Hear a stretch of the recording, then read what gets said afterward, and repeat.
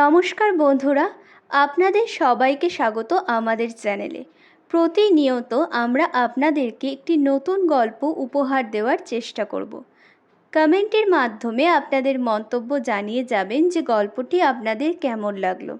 লাইকের মাধ্যমে আমাদেরকে উৎসাহ দেবেন আরও এগিয়ে যেতে, এবং অবশ্যই চ্যানেলটি সাবস্ক্রাইব করে রাখবেন যাতে পরবর্তী গল্প সবার আগে আপনার কাছে পৌঁছায়। চলুন গল্পটি শুনে নেওয়া যাক। মধ্যবিত্ত। বাড়ি ফিরে ধরাচুরো ছাড়ছিল শুভেন্দু।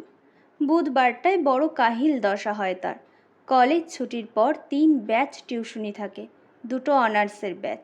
শুধু নোট দিলেই হয় না, জনা 15 ছেলের সঙ্গে বকতেও হয় বহুক্ষণ। মাথা পুরো মহাশূন্য হয়ে যায়। তারপর মিনিট 50 শহরতলির ট্রেন উজিয়ে যাদবপুর নেমে গদগদে ভিড় ঠেলে 4-5 মিনিট হাঁটা। এরপর কি আর শরীর চলে? অর্চনা ড্রয়িং রুমে কেবল টিভির সিনেমায় মগ্ন। ঝিমলির মাস্টার মশাই এসেছেন। মেয়ে পড়ছে পাশের ঘরে, শব্দ তাই কমানো আছে টিভিতে। তবু মাঝে মাঝে মৃদুমন্দ বাজনা শোনা যায়, গানের কলিও। পর্দা সরিয়ে উঁকি দিচ্ছে সরস্বতী, নতুন কাজের মেয়ে। রাত দিনের 5 ফরমাস খাটার জন্য মাসখানেক হলো জোগাড় করা গেছে শালির দৌলতে। রায়দিঘি না রায়চক কোথায় যেন বাড়ি। বছর 10-11 বয়স মেয়েটার। শ্যামলা রং, মুখখানি ভারী ফুটফুটে।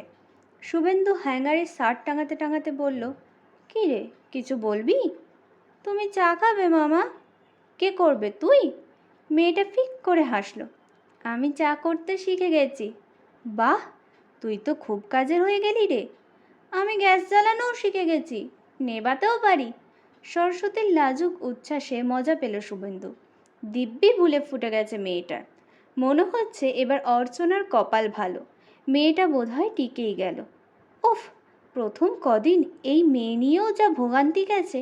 সকাল নেই সন্ধে নেই, সারাক্ষণ দরজার আড়ালে গিয়ে ফ্যাঁচ ফ্যাঁচ কান্না। খেতে দিলে কাঁদে, শুতে বললে কাঁদে, টিভি দেখতে ডাকলেও কাঁদে। সে এক যন্ত্রণা। অর্চনা তো এক সময় ঠিকই করে ফেলেছিল মিসদির বাড়িতে ফিরিয়েই দিয়ে আসবে সরস্বতীকে। যার নারী ছেঁড়া ধন, সে এসে বাবা ফেরত নিয়ে যাক দেশে, সুখের চেয়ে স্বস্তি ভালো। না, শহরের জল বাতাসের গুণ আছে। শুভেন্দু আলগোছে ঘড়ি দেখল, 9টা বাজতে 10। 10টার টিভি সিরিয়াল শেষ না হলে খেতে বসা হবে না। এখন 1 কাপ চা খাওয়াই যায়। স্মিত মুখে বলল, ঠিক আছে কর, দেখিস গ্যাস সাবধানে জ্বালাস। সরস্বতী প্রায় উঠতে উঠতে চলে যাচ্ছিল। কি মনে করে তাকে ডাকলো শুভেন্দু। বলল, দিদির মাস্টারমশাইকে জলখাবার দেওয়া হয়েছে? হ্যাঁ, মামি অফিস থেকে ফেরার সময় মিষ্টি এনেছিল। মিষ্টি?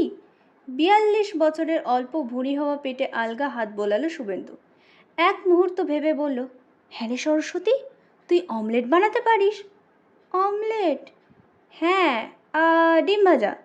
বোকা বোকা মুখে দুদিকে ঘাড় নাড়ল সরস্বতী। এত সিম্পল কাজটা এখনো শিখিসনি? শুভেন্দুর মুখে আফসোসের শব্দ। খুব সোজা রে। ডিমটাকে ফাটিয়ে গুলে একটু নুন দিয়ে ভাজতে হয়। সসপ্যানে 1 চিমটি তেল দিয়ে দিবি। তেল গরম হলে ডিম ছাড়বি, সঙ্গে একটু পেঁয়াজ কুচি, লঙ্কা কুচিও দিতে পারিস, না দিলেও চলে। সরস্বতী মন দিয়ে শুনছে, কিন্তু কিছু বুঝছে বলে মনে হয় না। শুভেন্দু হেসে ফেলল। থাক, তুই আমাকে বরং 2টো বিস্কুট দিস। মিষ্টি বিস্কুট না নোনতা বিস্কুট? নোনতা। সরস্বতী চলে যাচ্ছিল। আবার তাকে ডেকেছে শুভেন্দু। আমার তোয়ালেটা ওই বাথরুমে আছে তো রে? এক পলক ভেবে সরস্বতী বলল, না তো, যমুনা মাসি কেচে দিয়েছিল, বারান্দায় শুকোতে দিয়েছি, এনে দেব? চা করার আগে ওটা একটু বাথরুমে রেখে দিয়ে যা, কেমন? 90 ডিগ্রি ঘাড় হেলিয়ে চলে গেল সরস্বতী। বৈশাখ চলছে, প্রখর বৈশাখ। রাত 9টাতেও দিনের তাত মরেনি। শুভেন্দুর গা হাত পা চিটপিট করছিল। কদিন ধরে হিউমিডিটিও বেড়েছে বটে, পাখার হাওয়াও গায়ে লাগে না। সারাক্ষণ বিজবিজে ঘাম। প্রতি গ্রীষ্মে নিয়ম করে ঘামাচি বেরোয় শুভেন্দুর। চুলকে চুলকে গা লাল হয়ে যায়। ভাগ্য ভালো, এবছর আক্রমণটা শুরু হয়নি। শুভেন্দু স্নানে গেল। বছর 3 হলো ফ্ল্যাটটা কেনা হয়েছে। বড় নয়, আবার খুব ছোটও নয়, মাঝারি মাপের। সিঁড়ি প্যাসেজ সব ধরে 760। 2 রুম, ড্রয়িং, ডাইনিং। 3 জনের সংসারে এর বেশি আর কি লাগে? ঘর দুটো মোটামুটি বড়ই, বাপ মার 13-12, মেয়ের 12-12। বসার জায়গাটা নিয়ে একটু মন খুঁতখুত আছে অর্চনার, আর একটু ছড়ানো হলে যেন ভালো হতো। তা সব কি আর মনের মতো হয়? ডাইনিং স্পেসটা বেশ কায়দার, এল শেপের। বসার জায়গা থেকে খাবার টেবিল দেখা যায় না, বাড়ির একটা আব্রু থাকে। ব্যালকনিটাও যথেষ্ট চওড়া, লাইন দিয়ে সেখানে টব রেখেছে অর্চনা। বাথরুম দুটো। সুমেন্দুর ঘরের লাগোয়াটা বড্ড ছোট, তৃপ্তি করে স্নান করা যায় না, রাত বিরেতে শুধু কাজে লাগে। মাথার উপর শাওয়ার থেকে বৃষ্টির ঝাড়া ঝরবে, হাত পা ছড়িয়ে দাঁড়িয়ে প্রতিটি লোমকূপে শুষে নেওয়া যাবে জলকণা, তবেই না সুখ। স্নানের পর ঘাড়ে গলায় হালকা পাউডার থুপে অর্চনার পাশে এসে বসল শুভেন্দু। নিচু স্বরে জিজ্ঞাসা করল, মাস্টারমশাই আজ কখন এসেছেন? রঙিন পর্দায় বিরহের দৃশ্য চলছে। মহীশূরের বৃন্দাবন গার্ডেনে গান গেয়ে গেয়ে কাঁদছে নায়িকা। একই গানের পরের লাইন মুম্বাইয়ের জুহু বিচে বসে গাইছে নায়ক। যুগল অশ্রুতে পর্দা প্রায় ভিজে যায়। অর্চনা বিরহ থেকে চোখ সরালো না, বলল, 7:45। অনেকক্ষণ পড়াচ্ছেন তো আজ? 1.5 ঘন্টা তো পড়ানোরই কথা। তা ঠিক, তবে এই তো সবে নতুন ক্লাস শুরু হলো। অর্চনা ঘুরে তাকালো। ঝিমলির এখন ক্লাস 9 স্যার। গোড়ার দিকে লুজ দিলে পুরো মাধ্যমিক ঝরঝরে হয়ে যাবে। সরস্বতী চা বিস্কুট নিয়ে এসেছে। কাজ বসানো বেতের সেন্টার টেবিলের কাপ প্লেট রাখলো সাবধানে। অর্চনা ভুরু কোঁচকালো। কী রে, মামাকেই শুধু চা দিলি, আমাকে দিবি না? ছোট্ট করে হাসলো সরস্বতী। তোমারও করেছি, আনছি। চা খাচ্ছে দুজনে। সরস্বতী টিভির একদম সামনেটায় গিয়ে বসলো মেঝেতে, ঘাড় উঁচু করে তাকিয়ে আছে পর্দার দিকে, চোখ স্থির। পিছন থেকে শুভেন্দু হাসতে হাসতে বলল, কি দেখছিস রে সরস্বতী? টিভি। টিভি তো বুঝলাম, টিভিতে কি দেখছিস?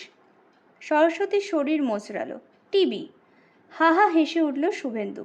অর্চনা বলল, খুব টিভি দেখার নেশা হয়েছে মেয়ের। শুভেন্দু বলল, বেশ চাম্পুও হয়ে উঠেছে। কীরকম? দেখলে না, বলতে হলো না। ঠিক 2 কাপ চা করে ফেলেছে। বুঝে গেছে মামা চেয়ে খেলেই মামি খাবে, অথবা মামি খেলে মামা। অর্চনা ঠোঁট টিপে হাসল। এসব দেখতে তো ভালো লাগে, শেখাতে কম পরিশ্রম করতে হয়? শুভেন্দু ফুট কাটল। সে তো পরিশ্রম হালকা করার জন্য পরিশ্রম। তাই একটু চেষ্টা করে দেখো না, বুঝবে গাধা পিটিয়ে ঘোড়া করা কত কঠিন। হয়ে যাবে, 1 মাসে যথেষ্ট প্রোগ্রেস হয়েছে। 1 মাসে মেয়েটার চেহারাটাও কত চকচক হয়ে গেছে দেখেছো? হওয়াটাই তো স্বাভাবিক। পেট ভরে খেতে পাচ্ছে, ভালো মন্দ খাওয়া, তেল মাখছে, সাবান মাখছে। দেশে কি আর এসব জুটত? মেজদি বলছিল পরের বোনটাকেও নাকি ওর মা কাজে লাগিয়ে দেবে। একটা ভালো বাড়ি খুঁজছে। ভাবো একবার, কতটা হেল্পলেস অবস্থায় পড়লে একটা মা তার বাচ্চা মেয়েদের লোকের বাড়ি খাটার জন্য পাঠায়। চা শেষ করে শুভেন্দু সিগারেট খুঁজছে।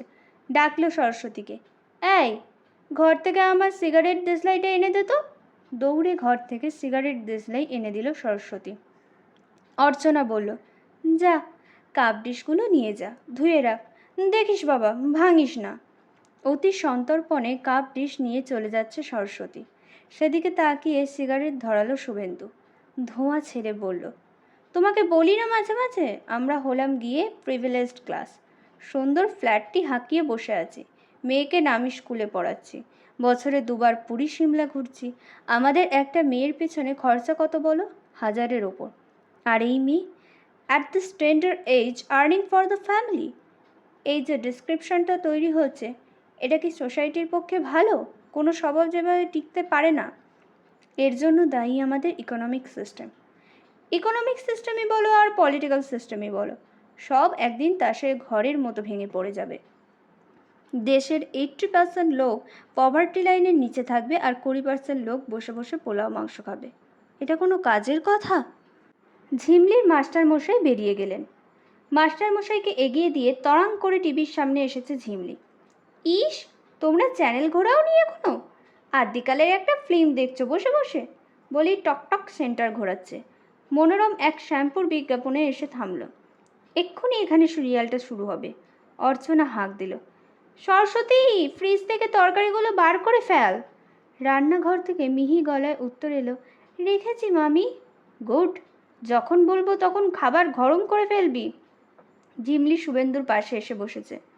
শুভেন্দু মেয়ের চুল ঘেঁটে দিল। পড়তে পড়তেও তোর মাথায় সিরিয়াল ঘোরে নাকি?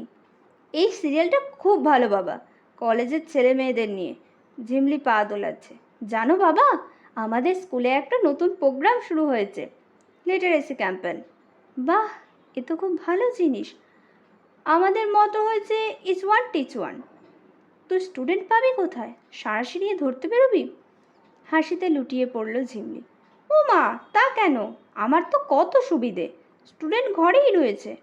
সরস্বতী অ আ ক খ কিচ্ছু জানে না, ওকেই পড়াবো। অর্চনা প্রশ্ন করল, এর জন্য তোদের নম্বর আছে? না, নম্বর নেই, তবে স্কুল থেকে একটা সার্টিফিকেট দেবে। অর্চনা স্নগ্ধ চোখে তাকালো। স্কুল কি করে বুঝবে তুই সত্যি সত্যি পড়িয়েছিস? আমাকে প্রুফ দিতে হবে। সরস্বতী লিটারেট হয়ে গেলে স্কুলে নিয়ে গিয়ে ওকে দেখাতে হবে স্কুল ওর পরীক্ষা নেবে। বলতে বলতে গলা তুলেছে ঝিমলি।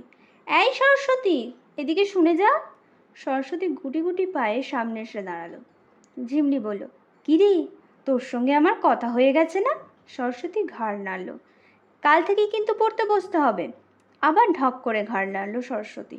ঝিমলি বলল, বাবা, আমাকে কাল কিছু টাকা দিও তো। ওর জন্য কয়েকটা এলিমেন্টারি বই কিনতে হবে, স্লেট পেন্সিল, খাতাও। মেয়ের কথা শুনতে শুনতে মুগ্ধ হচ্ছিল শুভেন্দু। গর্বিত দৃষ্টিতে অর্চনার দিকে তাকালো, যেন বলতে চাইল, এই না হলে আমার মেয়ে। নগণ্য ওই গরিব মেয়েটাকে লেখাপড়া শেখানোর কথা মনে এসেছে ঝিমলি। এর থেকেই বোঝা যায় ঝিমলির মধ্যে মানবিক গুণের বিকাশ হচ্ছে ঠিকঠাক। দরাজ গলায় শুভেন্দু বলল, কত টাকা লাগবে তোর? নিয়ে নিস। খাতার ডাই নিয়ে বসেছে শুভেন্দু। বিএ পরীক্ষার খাতা। গরমের ছুটির মধ্যেই ইউনিভার্সিটি পাঠিয়ে দিয়েছিল। এখনও দেখা হয়ে ওঠেনি। হেড এক্সামিনার তাড়া লাগাচ্ছেন, সামনের সপ্তাহের মধ্যেই খাতা জমা দিতে হবে। 300 খাতার জঙ্গল সাফ করতে 3 দিন কলেজ থেকে ছুটি নিয়েছে শুভেন্দু। একগোছা খাতা শেষ করে শুভেন্দু আড়মোড়া ভাঙল একটা। ঘড়ি দেখল, 4:15। তার মানে দুপুরের ঘুম দিয়ে উঠে 1 ঘন্টায় মাত্র 7টা খাতা দেখা হলো। খুবই মন্দ গতি। এভাবে চললে পরশুর মধ্যে এই পাহাড় নামবে মনে হয় না। আর একটা বান্ডিল খুললে শুভেন্দু। চালসে চশমা খুলে বাইরের দিকে তাকালো। বৃষ্টি পড়ছে তো পড়ছেই, ঝমঝম ঝমঝম। আষাঢ় মাসটা শুকা গিয়ে এবার গোটা বর্ষা যেন শ্রাবণে এসে চাঁক বেঁধেছে। বিকেল হলেই এখন ঘন আধার, তাকালেই মাথা ধরে যায়। চশমা আবার চোখে লাগিয়ে শুভেন্দু খাতায় ঝুঁকল। একটা হাঁকও পারল সঙ্গে সঙ্গে। সরস্বতী, এই সরস্বতী, কী রে, আমায় চা দিবি না? চিকন গলার জবাব ভেসে এলো, দিচ্ছি মামা, এই অঙ্কটা করে নি। খাতায় লাল পেন্সিল চালাতে চালাতে শুভেন্দু চেঁচালো, 5 মিনিট পরে অঙ্ক কষলে তোমার মহাভারত অশুদ্ধ হয়ে যাবে না, আগে আমায় চা দাও। 3 মিনিটে চা এসে গেল। খাটের পাশে চা রেখে চুপটি করে দাঁড়িয়ে আছে সরস্বতী, দেখছে মামাকে। খাতার ওপর চশমা রেখে শুভেন্দু চায়ে চুমুক দিল। হালকা গলায় জিজ্ঞাসা করলো, কি দেখছিস রে? ঝট করে খাতায় বসানো নম্বরের দিকে আঙুল দেখালো সরস্বতী। শুভেন্দু হাসল, পড়তে পারিস ওটা? বলতো কত? 7। ঝিমলির বাংলা ভালো আসে না, সব কিছুই ইংরেজিতে শেখাচ্ছে। ভালো রায়দিঘির মেয়ে কনভেন্টে এডুকেশন পাচ্ছে। শুভেন্দু আর একটা নম্বরের দিকে আঙুল দেখালো, এটা কত? 6। শুভেন্দু পরীক্ষকের ভঙ্গিতে প্রশ্ন করল, দুটো যোগ করলে কত হয়? 7 + 6। মাথা চুলকোতে চুলকোতে কর গুনছে সরস্বতী। ভীতু মুখে বলল, 13। তুই তো যোগ শিখে ফেলেছিস রে। সরস্বতী অদবদন। শুভেন্দু মুহূর্তের জন্য ভাবল, মেয়েটাকে দিয়ে পরীক্ষার খাতার নম্বর যোগ করিয়ে নিলে কেমন হয়? নিজেরও সময় বাঁচবে, মেয়েটাও যোগে আরও পক্ক হয়ে উঠবে। ঝিমলি মেয়েটার পিছনে খাটছে খুব, মেয়েটারও বেশ মাথা আছে। শুভেন্দুরও কি ঝিমলিকে একটু সাহায্য করা উচিত নয়? থাক, বেশি ভুলভাল করলে খাতা স্ক্রুটিনির সময়ে কথা উঠবে। কাপ প্লেট মেয়েটার হাতে দিয়ে শুভেন্দু বলল, তুই কিন্তু কাজে গন্ডগোল করে ফেলছিস সরস্বতী। কেন মামা? বলেছি না তোকে, খাতা দেখার সময় আমার ঘন্টায় ঘন্টায় চা চাই। আমি কখন ঘুম থেকে উঠেছি? সরস্বতী আবার অধবদন। ঘড়ি দেখে রাখ, ঠিক আবার 1 ঘন্টা পর। ঘড়ি দেখানোটা অর্চনা শিখিয়েছে। দেওয়ালের কোয়ার্টার্স ঘড়ির দিকে তাকিয়ে সরস্বতী বলল, এখন 4:25, তার মানে আবার 5টা 25 চা খাবে, তাই তো? ইয়েস। 5:30 যেন না হয়। ঘাড় হেলিয়ে চলে যাচ্ছিল সরস্বতী। ডাকলো শুভেন্দু, এই তুই আমাকে বিকেলে জলখাবার খাওয়াবি না? দিদি স্কুল থেকে আসুক, দই চিড়ে মেখে দেবো। হ্যাঁ, দই চিড়ে? শুভেন্দু সিগারেট ধরালো। আর কিছু নেই ঘরে? ফ্রেঞ্চ টোস্ট খাবে মামা? সরস্বতীর চোখ জল জল করে উঠল। ওই যে ডিমে ডুবিয়ে পাউরুটি ভাজে, আমি শিখে গেছি। শুভেন্দু বিস্মিত চোখে দেখল সরস্বতীকে। ভুরু নাচালো। তোকে তো কাল্টিভেট করতে হচ্ছে রে। আর কি শিখেছিস? সরস্বতী লজ্জায় নুয়ে গেছে। শরীর মুচড়োতে মুচড়োতে একের পর এক তার শিক্ষার বর্ণনা করে চলেছে। সে এখন ডাল সাঁতলাতে পারে, বেগুন পোড়াতে পারে, এ থেকে জেড অবধি লিখতে পারে, পেঁয়াজ কুচি আর পোস্তদানা দিয়ে আলু সেদ্ধ মাখতে পারে, 1 থেকে 100 গুনতে পারে, রুটি সেঁকতে পারে, যোগ করতে পারে, আলু পটল ডিম মাছ সব ভাজতে পারে, আকার ইকার উকার পড়তে পারে, মামি যেখানে যা সাজিয়ে রাখে সেরকমটি বজায় রেখে ঝাড়াঝুড়ি করতে পারে। শুধু এখনও সে ঝোল তরকারিটা রাঁধতে পারে না, যুক্তাক্ষর পড়তে পারে না, বিয়োগটা করতে শেখেনি, এই যা। ফিরিস্তি শুনে শুভেন্দু থ। মাত্র 3 মাসে এত উন্নতি! শিক্ষার সুযোগ পেলে এইসব মেয়েরাও কি তরতর করে এগোতে পারে। টিউটরের তো গুণ আছেই, তবে এই মেয়ের নেওয়ার ক্ষমতাও কম নয়। শুভেন্দু হাসতে হাসতে বলল, এমন দিনে কি খেতে ভালো লাগে জানিস? মুড়ি আর গরম গরম তেলে ভাজা, আলুর চপ, বেগুনি, পেঁয়াজি। সরস্বতীর মুখ শুকিয়ে গেল। নত মুখে বলল, আমি তো ওগুলো শিখিনি মামা। দূর, তুই ভাজবি কেন? দোকান থেকে কিনে আনবি। চিনিস দোকান? হ্যাঁ, ওই তো চায়ের দোকানের পাশে ভাজে, নিয়ে আসবো? গুছিয়ে আনতে পারবি তো? সেদিন আমার সিগারেট আনতে গিয়ে 20 পয়সা কম এনেছিলি। দাও না তুমি, আমি ঠিক পারবো। রান্নাঘরে কাপ ডিশ রেখে দৌড়ে ফিরে এসেছে সরস্বতী। মন দিয়ে শুভেন্দুর অর্ডার নোট করে নিল মস্তিষ্কে। তারপর ছাতা নিয়ে লাফাতে লাফাতে বেরিয়ে গেল। শুভেন্দু সরস্বতীর যাওয়াটা দেখছিল। ঝিমলির পুরনো একটা ছোট হয়ে যাওয়া সালোয়ার কামিজ পরেছে মেয়েটা। পিছন থেকে কি বড়সড়টাই না লাগছে। কে বলবে 4 মাস আগেও এই মেয়ে অপুষ্টিতে শীর্ণ প্যাঙাসে মেরেছিল। পলকা গর্ভ নিয়ে চোখে চশমা লাগালো শুভেন্দু। ডুবলো খাতায়। উফ, এখনও এত পাহাড়! পাস কোর্সের তো খাতা চোখ বোলাতে বোলাতে গড় বসিয়ে যাবে নাকি। খাতা দেখতে ইউনিভার্সিটি যা টাকা দেয়, 1 ব্যাচ অনার্স পড়ালে 1 মাসে সেই টাকা চলে আসে। তার উপর ইউনিভার্সিটির ধারে কারবার, ছাত্ররা দেয় নগদ। এত পরিশ্রমের কোনো মানে হয়? একটা খাতাও পুরো দেখা হলো না। হুটোপুটি করে এসে গেছে ঝিমলি। সর্বাঙ্গ বর্ষাতিতে মোড়া, মাথায় ঘোমটা টুপি, জল ঝরছে অঝরে। টুপি রেনকোট খুলে খাবার টেবিলের দিকে ছুঁড়ে দিল ঝিমলি। চেঁচাচ্ছে, বাবা তুমি এখন সরস্বতীকে দোকানে পাঠালে? কেন, কি হয়েছে তাতে? ওর এখনও অঙ্ক কষা শেষ হয়নি। ফিরে এসে করবে? বারে, তাহলে আজকের টাস্ক দেবো কখন? সন্ধেবেলা দিস। সন্ধেবেলায় ওকে ইংলিশ পড়াতে হবে। স্পেলিং শেখাচ্ছে এখন। ঝিমলির স্বরে বিরক্তি। উফ, তুমি যে কি করো না! এভাবে পড়লে ওর পড়াশোনা এগোবে? শুভেন্দু একটা আহত হলো। গম্ভীর স্বরে বলল, যথেষ্ট পড়ছে। তুমি ওকে নিয়ে বেশি বাড়াবাড়ি করো না। তোমার নিজের ক্লাস টেস্টের নাম্বার কম হচ্ছে, সেদিকে খেয়াল আছে? বিস্মিত মুখে দরজা এলো ঝিমলি। সে তো আমার জ্বর হয়েছিল তাই। এর আগেও তুমি জ্বর নিয়ে এর থেকে ভালো টেস্ট দিয়েছ। শুভেন্দু একটু নরম হলো। ওকে নিজের মতো করে পড়তে দাও। ও এখনই যা শিখেছে ওদের ফ্যামিলিতে কজন তা শেখে? চান্স পায় না তাই শিখতে পারে না। কেন চান্স পায় না? গরিব বলে। ইয়েস, ওই কথাটি মাথায় রেখো। ওদের খেটে খেতে হয়। শুয়ে বসে পড়াশোনার মতো লাক্সারি অ্যাফোর্ড করার ক্ষমতা ওদের নেই। কেন নেই বাবা? এ তো অনেক জটিল সমাজতাত্ত্বিক ব্যাপার, তুমি বুঝবে না। বুঝিয়ে বলো। শুভেন্দু লেকচারের ঢঙে গলা ঝাড়ল। এই সমাজে 2 ধরনের মানুষ আছে। একদল হলো শোষক, আর একদল হলো শোষিত। যারা শোষক তারা শুধু শোষিতদের রক্ত চুষছে। এই সরস্বতী বা ওদের মতো যারা আছে তারা সব হলো শোষিত ক্লাস। ঝিমলির মুখে যেন ছায়া পড়ল। উদ্বিগ্ন স্বরে প্রশ্ন করল, শোষক কারা বাবা? আমরা? দূর, আমরা কেন হতে যাব? শুভেন্দু হোঁচট খেল। তারা হচ্ছে ভীষণ বড় লোক, তাদের চোখে দেখা যায় না। আমরা হচ্ছি পেটি মিডল ক্লাস, মধ্যবিত্ত। ঝিমলি বুঝি নিশ্চিন্ত হলো খানিকটা। হাসি মুখে বলল, তাহলে ওদের শিক্ষিত করতে আমাদের অসুবিধা কোথায়? ওভাবে হয় না রে, এর জন্য বিপ্লব দরকার, রেভলিউশন, তখন সব কিছু বদলে যাবে। শুভেন্দু আঙুল তুলল। ভিজে জুতো পরে দাঁড়িয়ে আছিস কেন?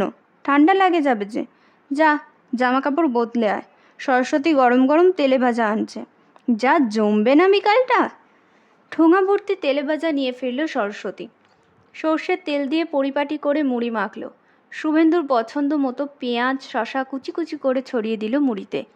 রান্নাঘরের সিঁড়িতে বাদাম থাকে, খোসা ছাড়িয়ে বাদামও মিশিয়ে দিয়েছে। ঝিমলি সোফায় বসে মুড়ি তেলে ভাজা খাচ্ছে।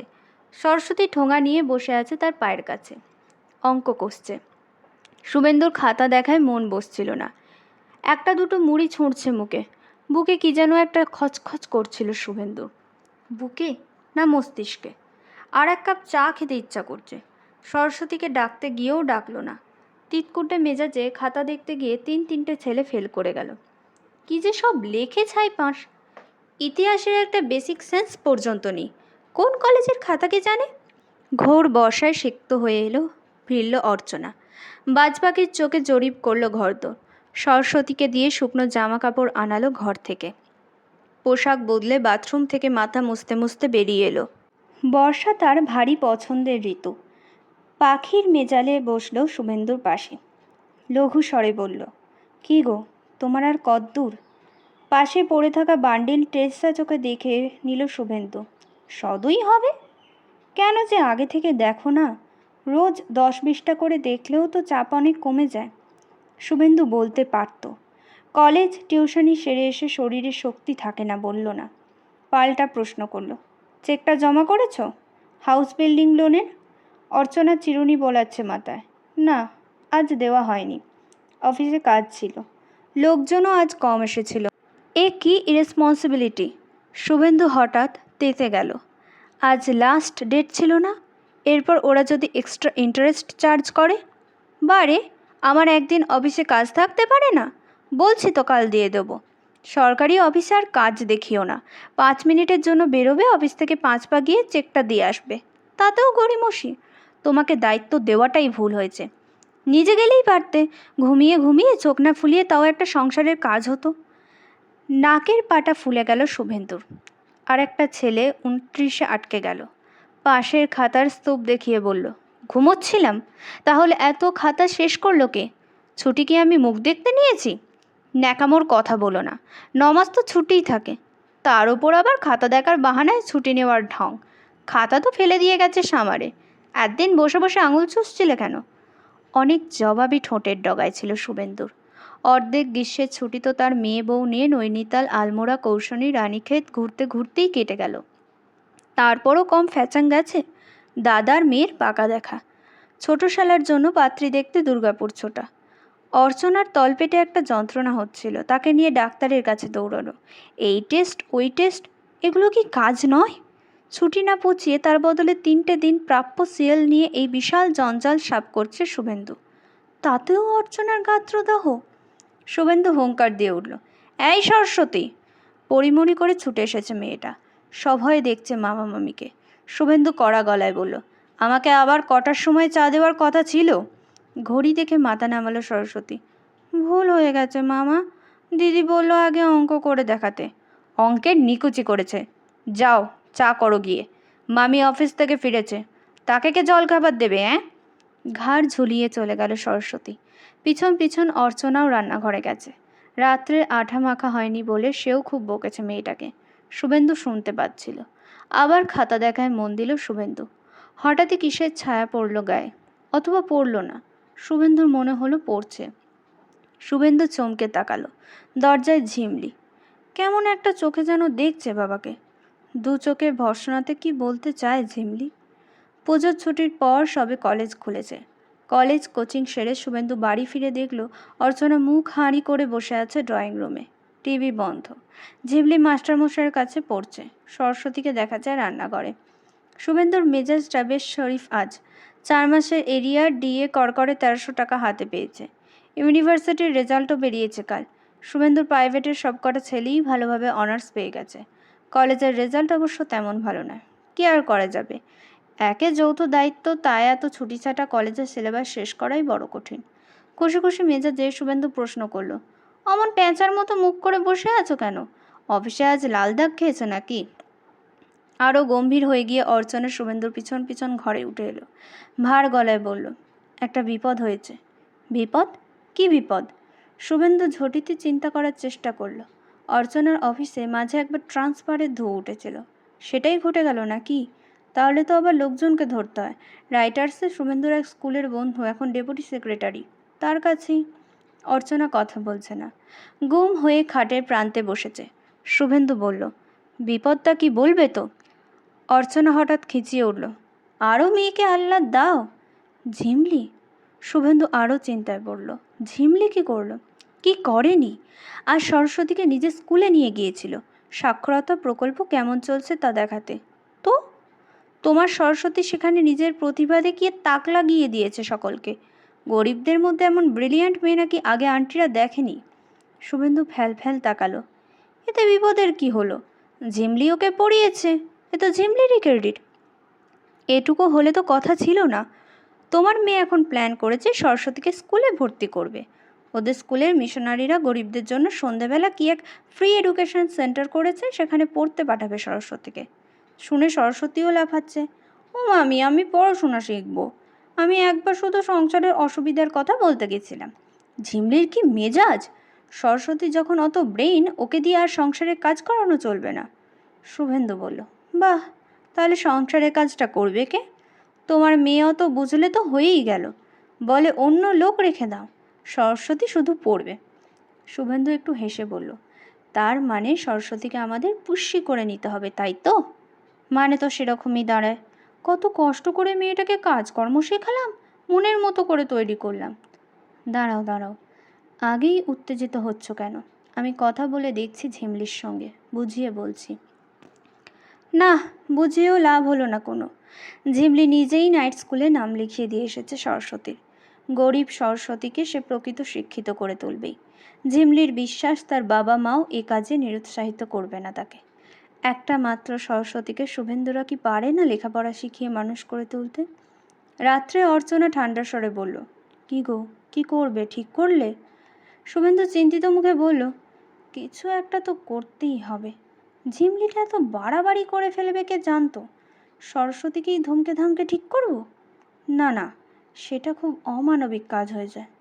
তাহলে আর কি, আমি অফিস থেকে ফিরে খেটে মরি আর কাজের লোক পায়ের ওপর পা তুলে দিগ্গছক। আহ! শুভেন্দু বিরক্ত হলো, আমাকে একটু ভাবতে দাও। সরস্বতীর মা এসেছে সরস্বতীকে নিয়ে যেতে। এ বাড়িতে আর তাকে কাজে রাখবে না। অন্য কোনো বাবুর বাড়িতে আরও নাকি 50 টাকা বেশি মাইনেতে কাজে লাগাবে মেয়েকে। যাওয়ার আগে সরস্বতী কাঁদল খুব। ঝিমলি ছলছল চোখে ঘরে দরজা বন্ধ করে বসে রইল, স্কুলে গেল না। শুভেন্দু আর অর্চনা চুপ। সরস্বতীর মাকে ডেকে পাঠানো ছাড়া আর কী বা উপায় ছিল শুভেন্দু অর্চনার? মেজদি কোন বান্ধবীর বাড়িতে সরস্বতীর জন্য নতুন কাজের ব্যবস্থা করেছে। শুভেন্দুর জন্য শিগগিরই এক বয়স্ক মহিলাকে পাঠিয়ে দেবে। এসব কথা তো আর ঝিমলিকে জানতে দেওয়া যায় না। সরস্বতী নামের ওই ছোট্ট গরিব মেয়েটাকেও মুখের ওপর বলা যায় না কিছু। মধ্যবিত্ত হওয়ার যে কি জ্বালা। কেমন লাগলো আজকের গল্পটি? সুচিত্রা ভট্টাচার্যের মধ্যবিত্ত? অবশ্যই কিন্তু কমেন্ট বক্সে জানাবেন।